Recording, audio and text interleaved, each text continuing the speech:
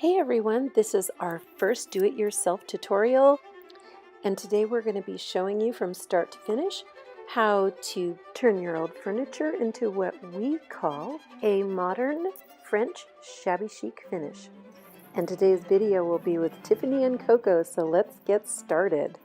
Let's just get to painting. Oh, should we get to painting? Okay. So, yay! Okay. That feels so much better. So anyway, I don't even feel like laughing. So we're going to be filming as we decorate my house. So it should be really fun. So the tools that you're going to need for this, a bucket of water. And then these are chip brushes. Most of my brushes, I'm telling you, are probably 30 years old. This is a new one, so you could see what they look like, brand new. You get them at like Home Depot, Lowe's. They're called chip brushes. They are the best little brushes to paint with.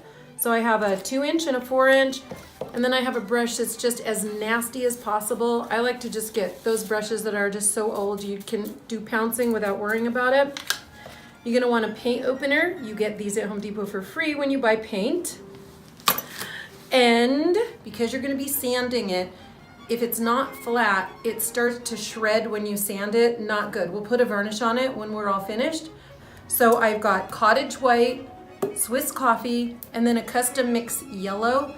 And then we want to use Minwax or Varathane, either brand of the water-based polyurethane, either matte or satin, or if you want your project glossy, you could do gloss. So whichever finish you want at the end, that's totally cool. So that's gonna finish your project off, unless you just wanna leave it with no varnish and leave it as is, and that's cool too. Okay, you are going to want a little pad sander. These are my favorite friends of all time. Even has a little dust catcher, although it doesn't really catch the dust. But anyway, love this so much. It makes the projects so much quicker, but you have to be a little careful with them. But I prefer this. You may want to just use regular sandpaper, just giving you an alternate. Without further ado, let's paint. The first thing that we're going to do, Well, I'm going to change my clothes, but you can't see that. with 120 grit sandpaper, we're going to sand our pieces of furniture to get any of the shiny gloss off so that our new paint sticks. So always sand with the grain of the wood. So if the wood is going sideways, sand sideways. If it's going up and down, sand up and down. Don't do circles because it will show in the end. It'll be really bad. Okay, so sand in the direction that you want to see the distressing. If your piece is already painted, kind of look and see what directions that you'll want. So everything should be vertical or horizontal, no angles, no circles, and here we go. I am strictly just a partner in crime. She tells me what to do, and I do it. She doesn't always do it.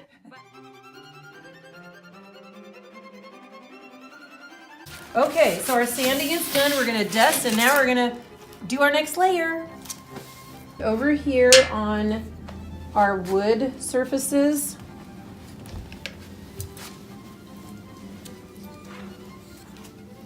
I'm going to stab the areas that need to get filled.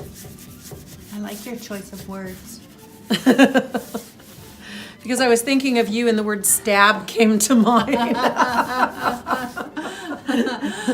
why. I know you love me so much.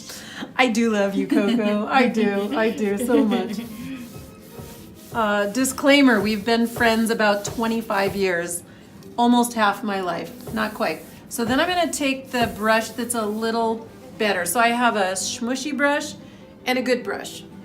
And then I'm gonna go in and I'm just gonna kind of get the back and forth motion because you really want to smooth out the paint, but it's really hard to get things in all of these nooks and crannies, so that's why I have my smushy brush.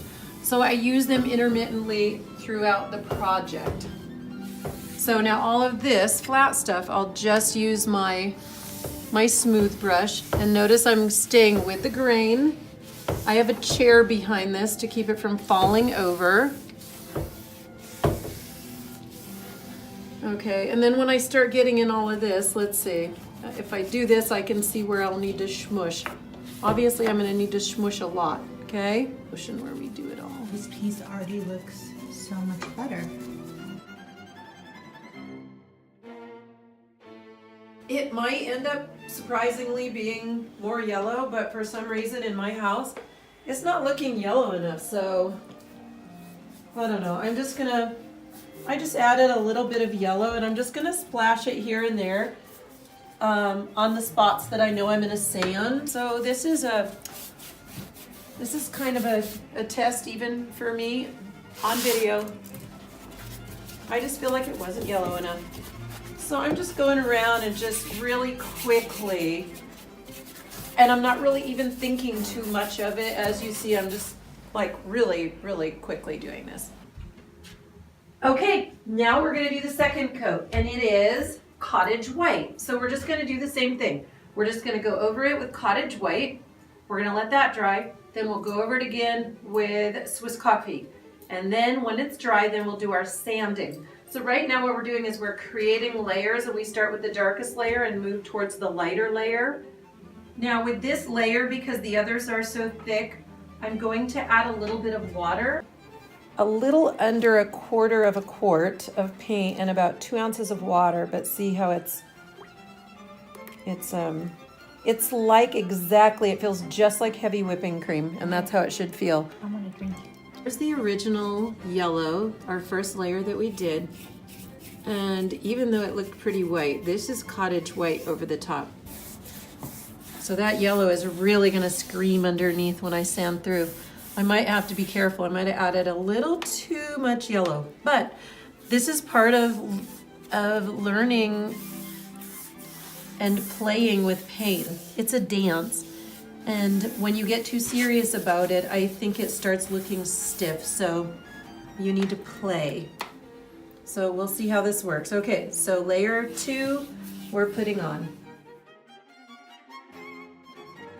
Good morning, I'm all alone today because we've let the furniture dry overnight and Coco had to go home. So I'm going to finish it without her. So I have a 120 sandpaper. So first we're just gonna gently get 2/3 of all the corners. So you want maybe a long corner here, a little space, a little corner here. Now because I have one here, I'm not gonna make one exactly the same right here. I'm gonna start over here and make one there. So they kind of are staggered, because if they fall in a row, our eyes see pattern. And then I'll just sand maybe the front of this a little bit. So basically we're just sanding the high spots of corners right now. Finish getting all the corners so you can see. And then when I get to the edges, I always really kind of get those a lot. See how this is starting to come off? Ooh, loving that. I might not even need the sander, but for the sake of showing you the sander, I am going to get that baby out. And I'm going to get this edge. Now I'm not going to do any of this yet. What you want to do is focus on one chore, edges. So I'm only working on these little high spot edges. And this really shows off the shape of the furniture too, is getting these edges. So I'm going to leave a little gap from here to here on purpose. Getting that little edge. Some of the paint is definitely coming off, which is nice. We have the lighter wood here, and then where it's been stained is showing, and then I'm seeing my white. Ooh, little piece just came off. That's okay. That's actually good. Yay. Okay, so I'm not going to do any flat yet. I want to so bad, but I'm not going to. So now I'm kind of tickling it with my sandpaper. I'm not pushing real hard.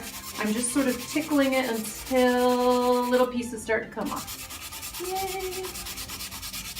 And again, you don't want them to be equal. Now this piece goes up and down, so now I'm going to start sanding this direction. I don't want to just go straight down with my sandpaper. I want to move it around, because when things naturally age, it's because somebody hit here, then they hit there later, and then this banged into something, or someone cleaned it.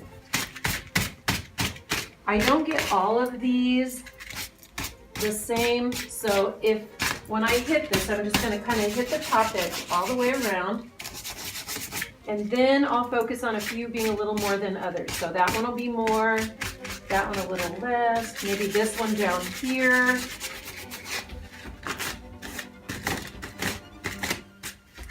And then I didn't get anything there, so we kind of want to, just to show off the shape of this amazing piece. So I'm going to get these edges. Oh, and if you notice that there's paint on the mirror, I really hate taping mirrors. Like, it's one of my pet peeves. So I'm going to take a razor blade at the end and I'm just going to go around the edge and then just scrape it right off. You can tape if you want. If you're good with a razor blade, that's my thing. Don't hit your mirror with your sandpaper, so just be really careful. The worst thing we can ever do is create symmetry in distressing. So when I was just randomly sanding, I sanded here, and it looks almost like the exact same on each side. Same with kind of here. So now I need to alter that. So I'm gonna just do a bunch of sanding right here to offset that. Okay, so go around and look at places that might be symmetrical. My favorite thing, my sander. I'm going to show you how much quicker it is with a sander, but you have to be a lot more careful and you really barely need to touch it.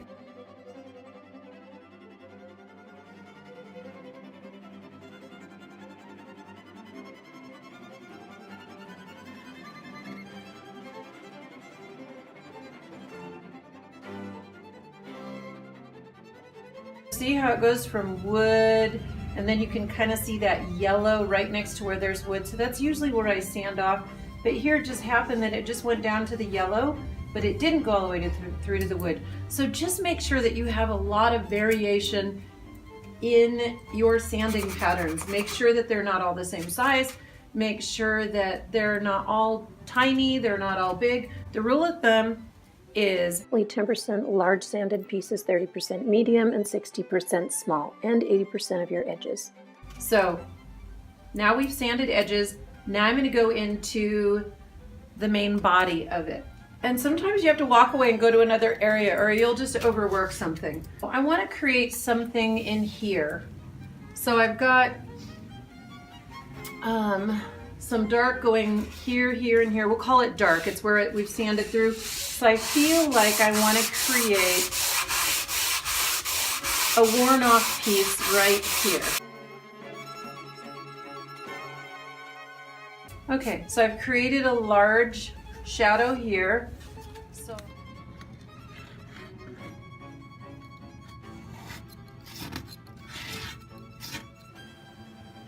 hi, Belle. So this is it finished, and you'll see it in its new home as we start redecorating my house, but here it is done. You can see the yellow really came through. Hi. Say hi to the camera. My ever-present friend. And if you don't want the yellow at all, you can always just do the Cottage White as your first layer, and then the Swiss Coffee as the second, and this is the look that you would get. Just in case you like that better. So there's that. So thank you for watching, and I hope this video helped you. And I'll see you next time. Bye.